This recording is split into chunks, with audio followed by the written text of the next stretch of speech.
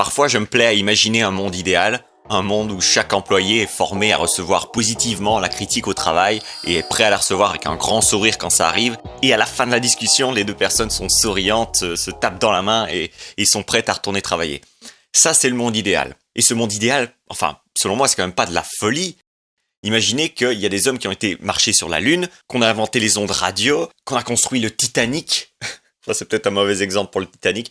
Mais l'homme peut faire des choses vraiment extraordinaires. Alors dans cette vidéo, on voit ensemble comment on peut se rapprocher de ce monde idéal par rapport à la critique au travail. Parce que quand on y réfléchit bien, le but d'une critique qui est un minimum constructive, c'est simplement d'améliorer la qualité de vos productions, la qualité de votre travail. Le but d'une critique au final, c'est d'élever votre niveau de jeu. Mais pour que l'employé la perçoive comme ça, il faut au moins 2 éléments. Et ces éléments, c'est avoir confiance en l'équipe, avoir confiance en la boîte, avoir confiance en son patron.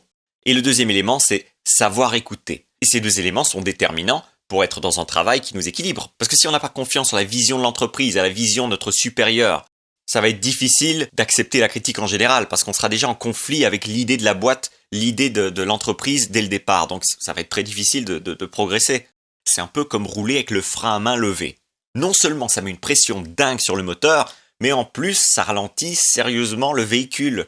Donc ça c'était pour la première chose. Maintenant la deuxième chose, savoir écouter, ça veut dire quoi? Ça veut dire répéter mot pour mot la critique qu'on vous fait quand on vous la fait. C'est tout bête. Vous répétez mot pour mot la critique qu'on vous fait en regardant la personne. Faire ça, ça a tellement d'avantages. D'abord, ça vous laisse le temps d'un petit peu laisser mariner cette critique pour ne pas directement réagir de manière implosive ou explosive. Mais ça a aussi l'avantage de laisser sortir ces mots de vous, c'est-à-dire que vous les avez entendus et maintenant vous les laissez ressortir de vous, comme ça ils ne vont pas pourrir à l'intérieur de vous si vous les laissez jamais ressortir. Ensuite, demandez simplement à cette personne ce qu'elle attend de vous exactement pour corriger ce problème. Prenez quelques secondes pour vous visualiser ce que ça représente pour vous, cet ajustement qu'on vous demande. Vous pouvez ensuite communiquer votre ressenti par rapport à cet ajustement qu'on vous demande. Rappelez-vous qu'une critique négative au travail n'a pas à être une condamnation, c'est une demande d'ajustement.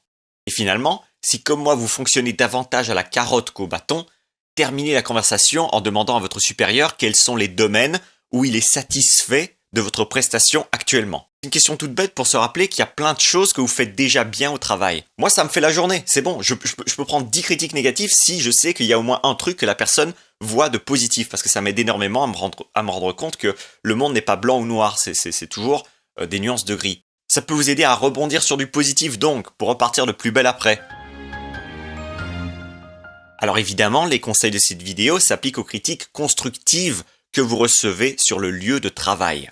C'est-à-dire les remarques qu'on vous fait qui ont au moins une graine d'amélioration dans votre travail quelque part. Mais si vous êtes victime de critiques non constructives à votre égard, vous savez que le sujet est abordé en profondeur dans la formation Riposte méthodique contre la critique au travail, dont je laisse un lien dans la description. Cette formation aborde le sujet des attaques injustes envers votre personne plus en profondeur que n'importe quel contenu de cette chaîne et a été créée tout spécifiquement pour les employés qui désirent obtenir le respect de leurs collègues et supérieurs.